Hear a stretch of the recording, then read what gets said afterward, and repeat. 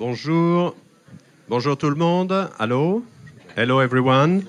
Good afternoon. So thank you for joining this second conference of that documentary day. So we are, of course, very excited to see such interest on documentaries. And as I was mentioning this morning, we see also more and more documentaries in Cannes at the Marché and in the different selections. Of course, the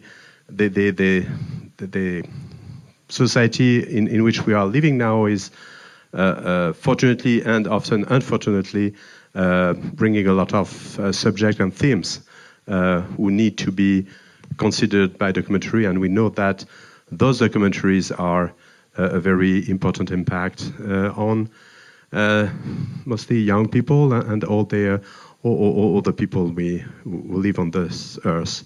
So, and that's one of the theme, of course, of this day.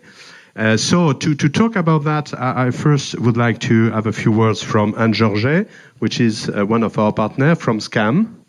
Anne? Good afternoon. Just before anything else, SCAM is a weird name. We're very honest people. We're just a French author society, so just wanted to warn you about this. Just going to present you L'œil d'or, the Goldeneye, which is this little pink thing which you're seeing here. It's the third year, and it was established 3 years ago by my predecessor, filmmaker Julie Bertuccelli. I just have this light right in front of my face. And Julie is a filmmaker of both feature films and documentary, and she was able to convince Thierry Frémaux that it would be a great idea to have a documentary prize here in Cannes, and that it was absolutely legitimate and very urgent to have something that would recognize the true nature of documentary as a member of the cinema family. And Thierry Frémaux agreed with that. So La SCAM is organizing with partner, and Laurent is going to talk about that later, but this prize here. And so the prize goes to a documentary that is taken across all sections of Cannes. So whether a competition, out of competition, the fortnight, director's fortnight, or La Semaine de la Critique. And so we have a jury of 5 members, the international jury that looks at all the documentaries, and the prize will be given out on Saturday. So if you're here, we'll be very happy to have you at noon, and I'm sure you will find some invitation around.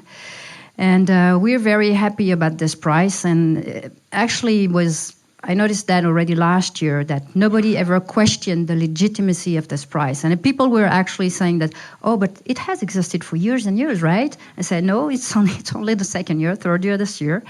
And people were very excited. And I think it's very important because the area we live in, I think we're all convinced that documentary is in the true sense something essential to our societies, and to, in a way, to educate people in a very, the way we tell stories is I think, a very important political tool.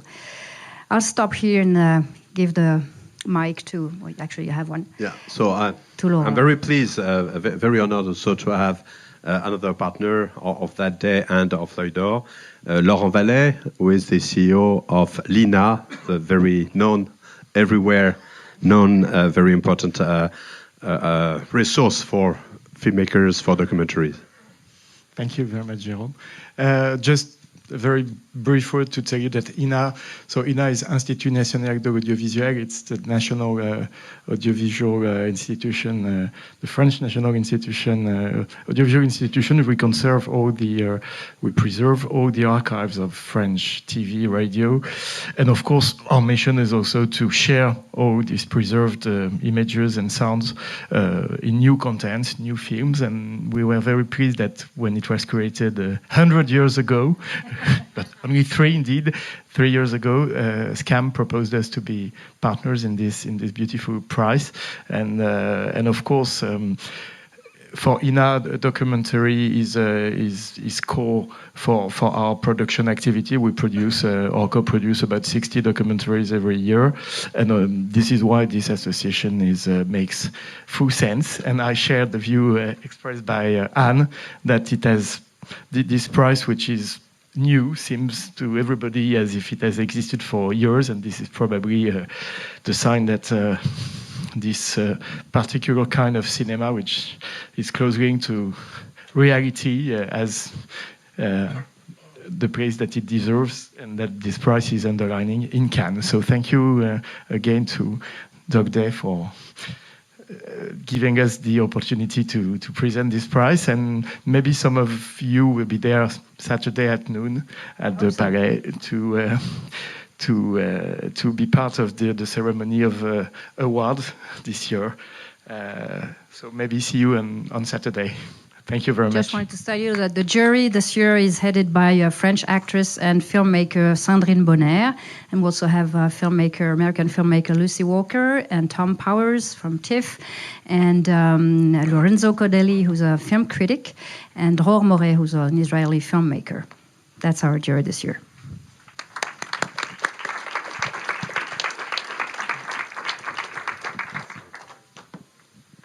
Thank you very much for this introduction. Thank you all for being here after a very successful morning session. Here we are for this afternoon with a great program as well. We're very happy about this Dog Day. I'd like to call on stage now Cara Mertes, director of the JustFilms program at the Ford Foundation. The Ford Foundation has been an essential partner for us these past 2 years. All of this is in a lot of ways possible thanks to their support. Cara will introduce this afternoon session with a few words, and then we will have the great honor to have her discuss with filmmaker Jude Ratnam, who is the director of Demons in Paradise in official section this year. Thank you very much, Cara Mertes.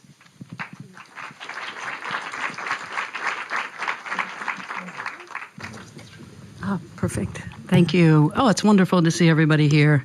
I'm so happy we had such a great morning. And this is a space that's been growing at Cannes, and I think rightfully so, given the moment that we live in now. So it's good to see you here today, and it was good to see you this morning, and the work over the course of the week and the attention now being given to documentary at Cannes is really very, very inspiring. I wanted to start just briefly. I'll only say a few words at the beginning, and then who you really want to hear from is Jude, who's really got an extraordinary film, but also an extraordinary personal story, and you're going to hear a little bit about that. I thought I'd start with Solzhenitsyn's 1970 Nobel Peace Prize acceptance speech, and in it he said, "Falsehood can hold out against much in this world, but not against art. And no sooner will falsehood be dispersed than the nakedness of violence will be revealed in all of its ugliness, and violence, decrepit, will fall." There's a strain of filmmaker in the documentary world, I think, that seeks this, that looks to reveal violence in all of its ugliness and let it fall in the face of some kind of compassion and some kind of truth. And certainly Jude's films speak to that, but many other filmmakers that have been here over the years speak to that. And it is this tradition that I want to point to. There is certainly humor, there is love, there is joy, there is life in documentary, but there is something deeper which brings us back to it for decades, and where I, someone that has worked in documentary for so many years, really feel that the heartbeat of humanity comes through in the documentary process. And so at JustFilms, again, given the moment that we're in, where we see powerful forces in ways that we haven't really understood in this generation, coming together to create some greater obstacles than we've seen before for free expression. We see this with our documentary filmmakers. I've been spending the week talking to people whose funds are being, the nation's funds are being taken away or taken over. People are not being allowed to talk about certain things. The whole idea of the power of creative and free expression is coming to the attention of very powerful forces, and standing in the way of this are the stakeholders, the funders, the people that build this space, but most importantly, the filmmakers that bring us these stories. And so for this reason, one of the things that we're doing at JustFilms is really conceiving of and building a global network to support these storytellers and the stakeholders, the people that work with them. We see these trends around the world. We understand this is a global conversation, and we know that we can't work alone. We must work together to bring some support and sustenance through some very, very difficult times for many people. And certainly the panel you'll hear from today, the women that have been working in the places that they have been working in the Arab world have extraordinarily powerful stories to tell about this. So I just want to mention a little bit about this notion of engaged filmmaking. It's collaborative, it's cooperative, and because it seeks a kind of on-screen narrative resolution through building relationships that are based on off-screen trust. You take the trust that you create among the people that you are with, and you somehow bring that to the screen.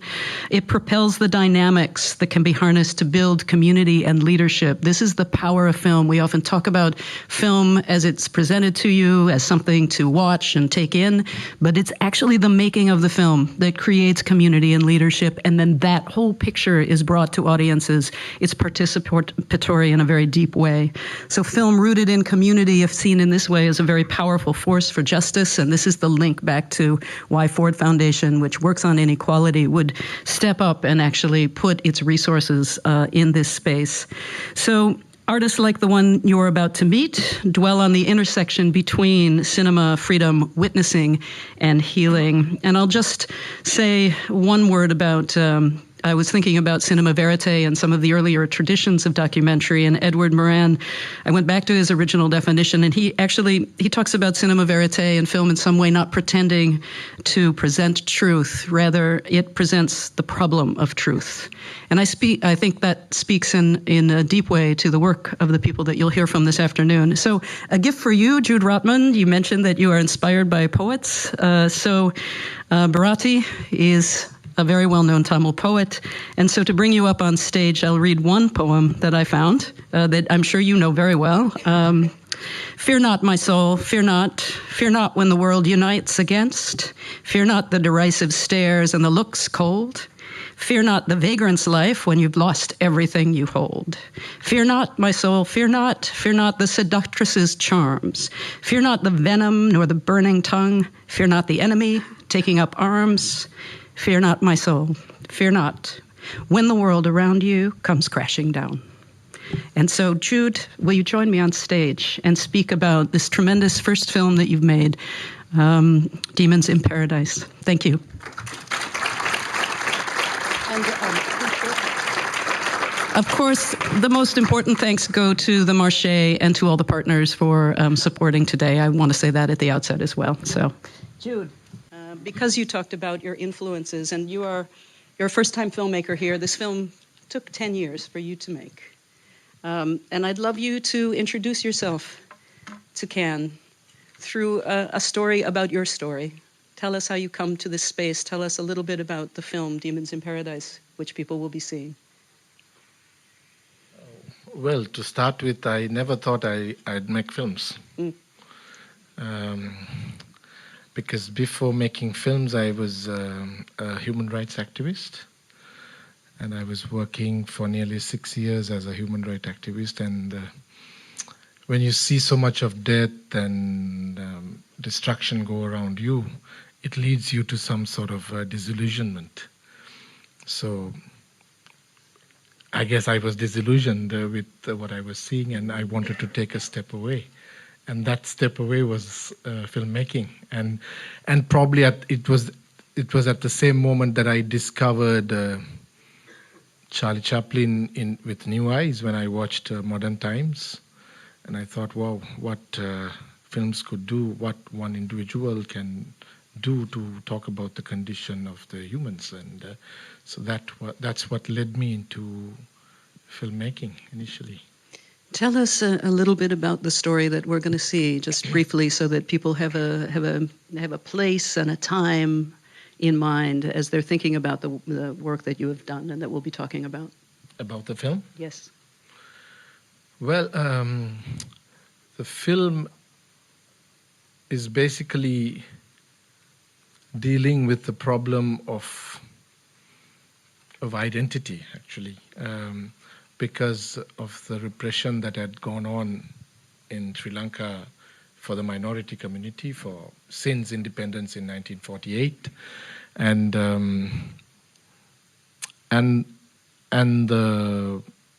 the liberation struggle that started since the 1983 pogrom that was set off by the government in 1983, which is known as the Black July. So the film actually starts with the 1983 pogrom and goes on to have an introspective look at the idea of fighting for one's own identity. And I use the railways as a kind of, if you will, a metaphor or a symbol to connect the story of the conflict and the story of the train in one way, which is strangely intrinsically tied with the conflict as well, and to try to tell the story of the conflict of the Tamil liberation struggle.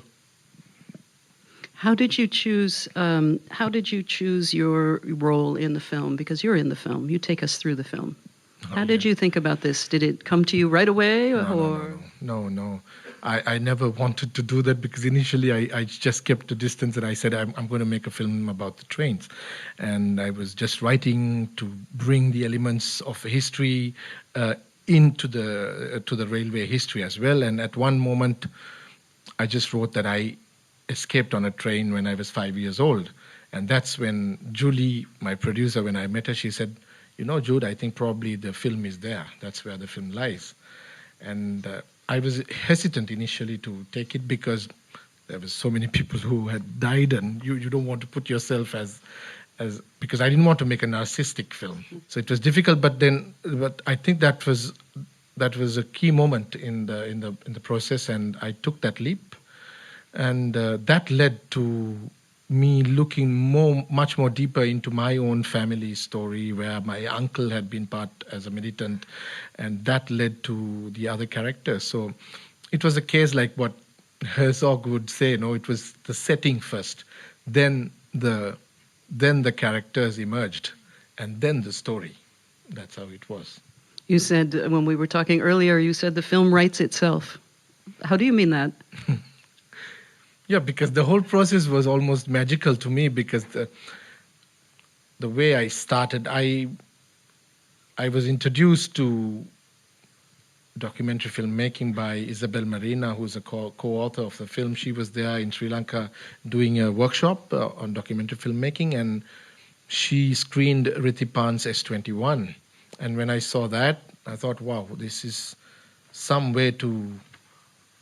How do you represent something that is unrepresentable, already gone beyond you, behind you? So you had to. So that was something that really led me into Rithipan's S21. Was a film that really made me think of how to represent the past, and that led. I mean, from there it was just a magical journey. Like the La Femis accepted for the film to be developed there. Then Thierry Garrel came down on a holiday to Sri Lanka, and then I went, and they said, go and meet him. I didn't know who he was. They said, go and show him some rushes. I showed him the rushes, and he said, I'll support you. And then Rithipan saw the film, and that's how it's. So I don't know. I don't know. I would like to believe what Tarkovsky said. I think it's just it's a clap. At least in my case, it's an experience of sacrifice and faith, and it just mountains move. It's so interesting listening to you talk, because you self-educated about film. You made a choice to leave human rights activism for a reason that you wanted to have a bigger effect. You wanted to say it in a different way. You spent a year, yes, subsuming yourself, immersing yourself in everything around cinema, because the way you speak, it sounds magical. Suddenly Thierry Garrel comes and Rithipan sees your film. But you put so much daily hard work and commitment into this. You literally quit your job and did nothing but this for these 10 years. Yeah. Yes, but I guess that's what it was required. Just that was what was required from me, and that's all I could give. And then yes, you experience that things do move, things do start moving, which may sound a bit superstitious, but then I think art is superstitious. Mm-hmm. Yes. Mm-hmm. You called the way to you. I wonder how you were thinking about the history of the community as you were moving through the story. Many people don't talk about this time, and they certainly don't talk about this time from different sides.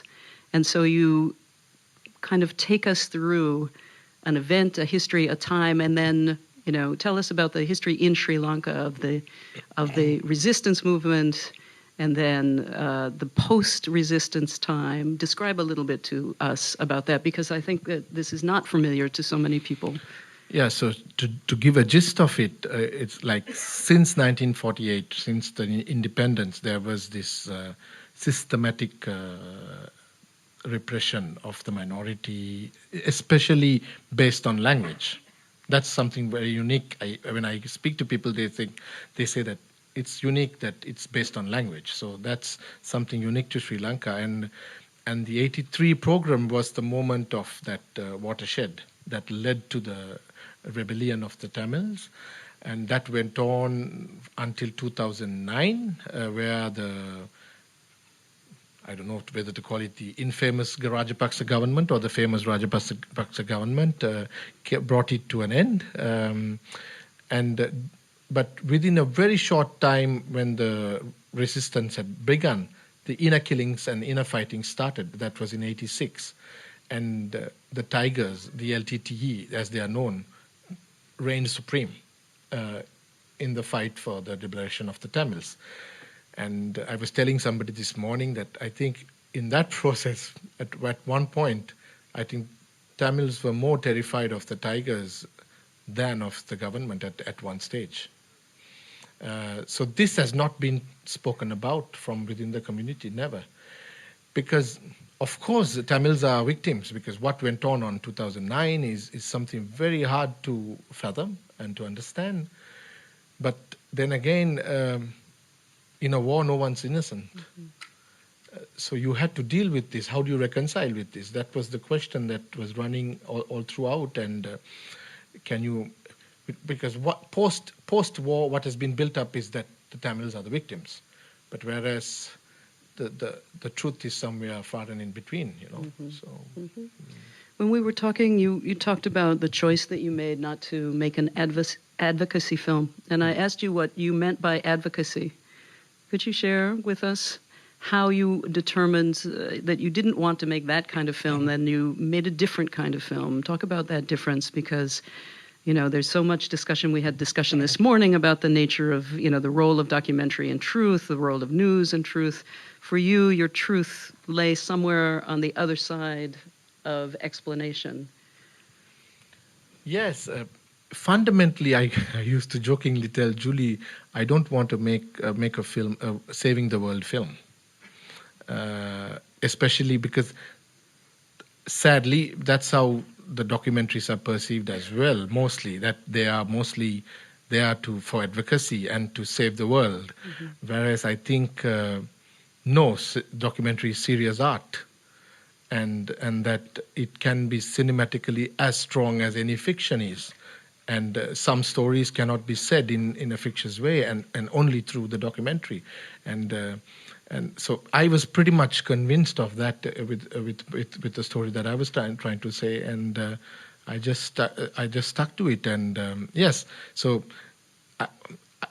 advocacy may follow, but it was mostly a question of asking to grapple with the idea of a human condition and to capture it cinematically. There's Ritipan is one. Your film lies in a kind of tradition. It's kind of extraordinary to note that there are filmmakers that are trying to take these enormous events, genocide, civil war, violence against neighbors, and trying to condense it into a story that is somehow comprehensible in the face of living through this violence.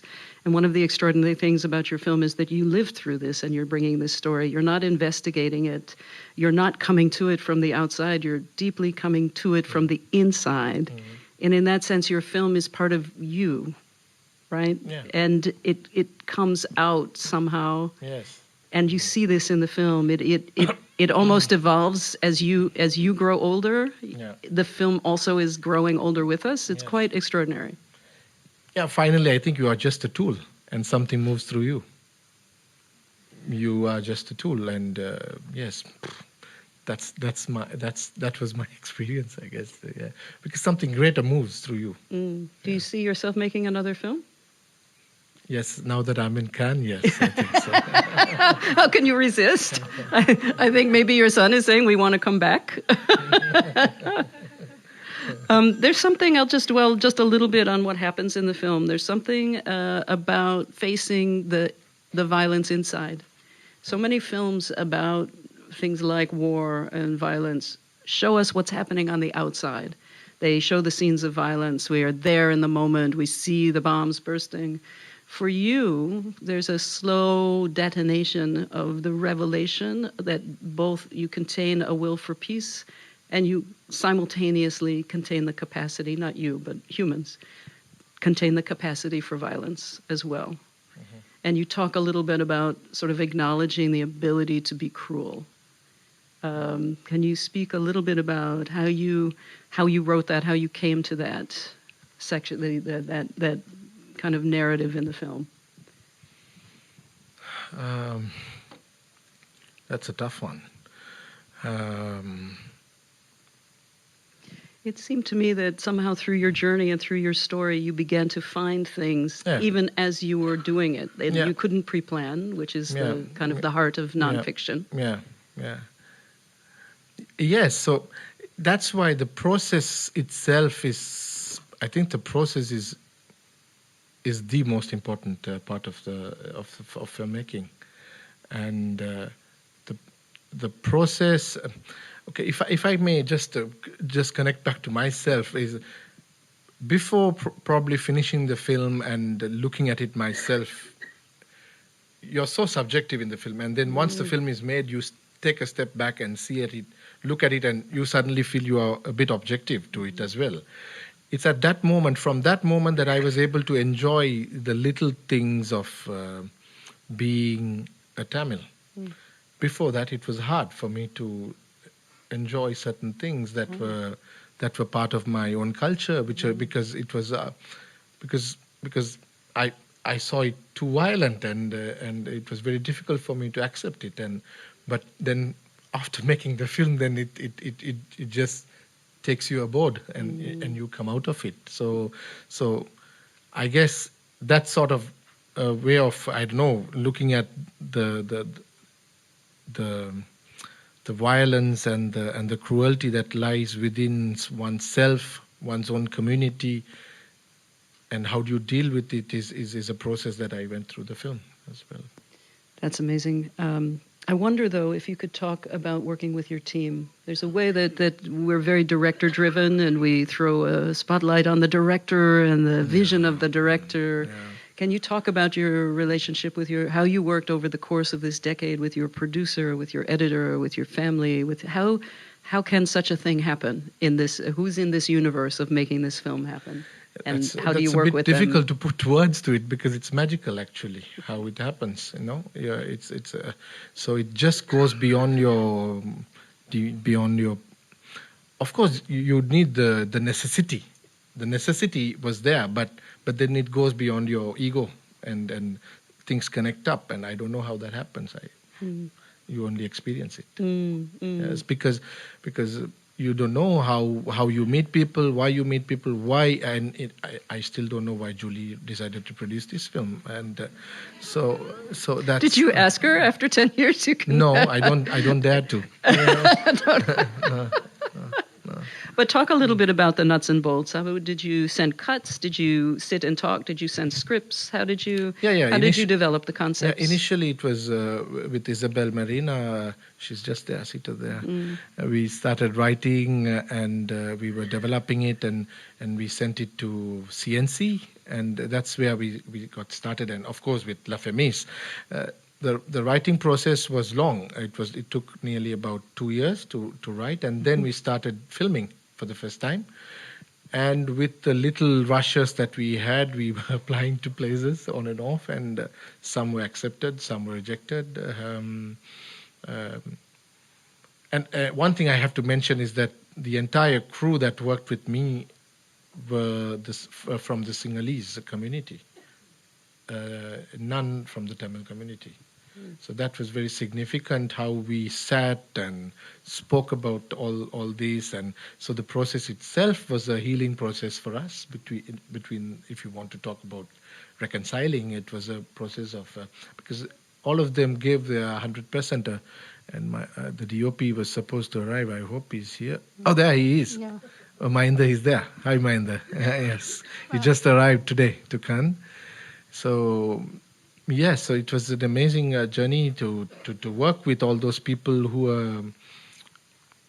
are not your own community, and to there is only a certain amount of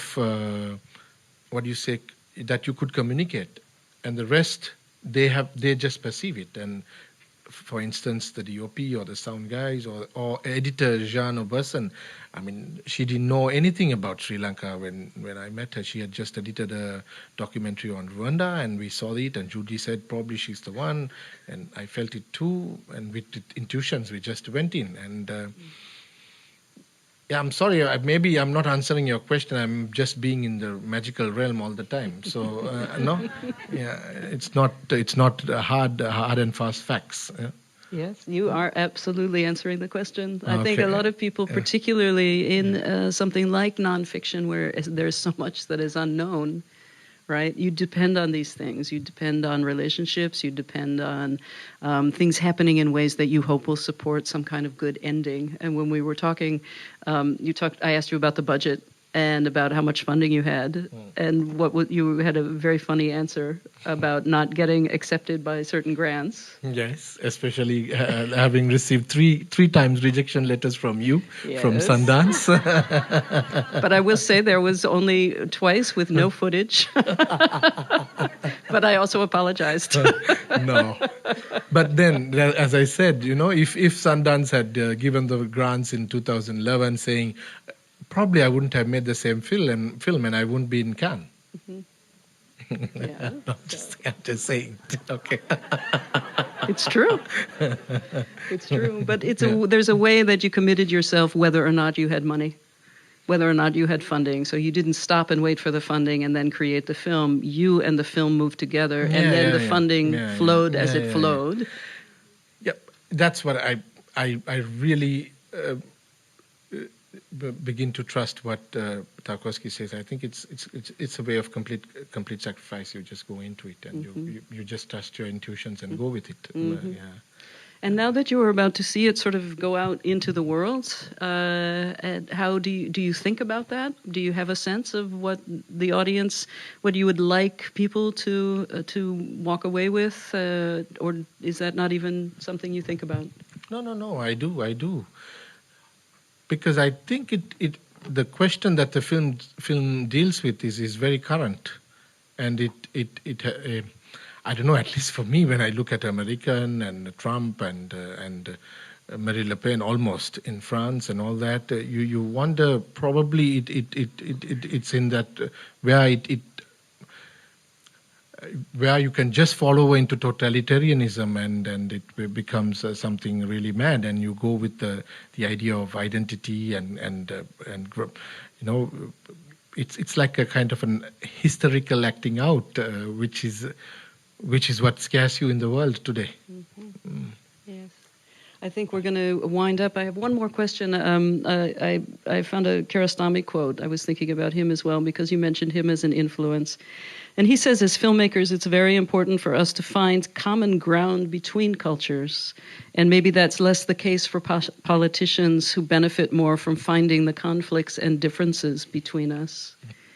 Is this something that you see in your film? This seemed to... Absolutely. I mean, yes, as filmmakers, we do find common grounds. Like how is it that when you watch a film of Kiarostami for the first time, and for instance, when I watch Close Up, it gets me every time. And what do I have between? I don't know anything about the Persian culture or about Iran, but it gets you every time. And so there is definitely a common ground somewhere there. Excellent. That's great. I know we have a panel to go, and then we have another talk to go.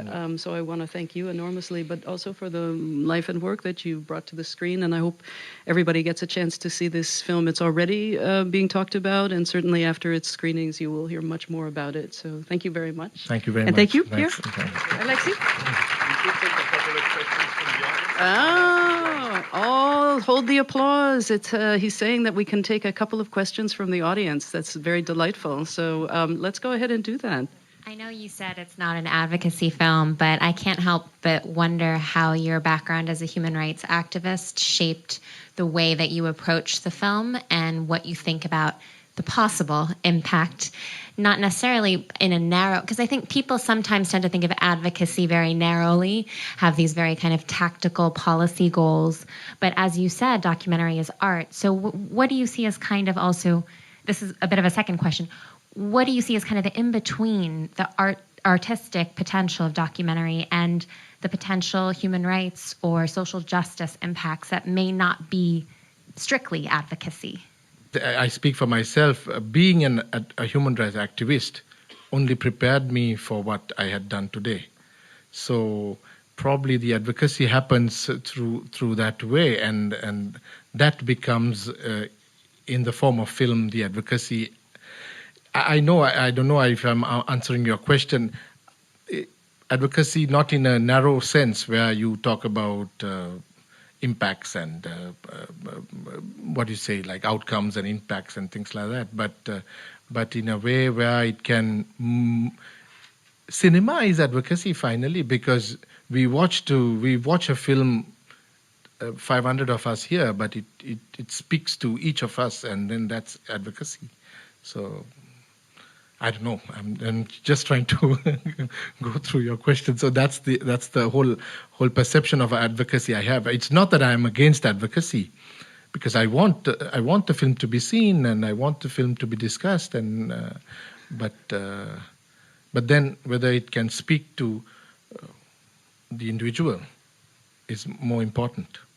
Wonderful. Thank you all. Thank you, Jude.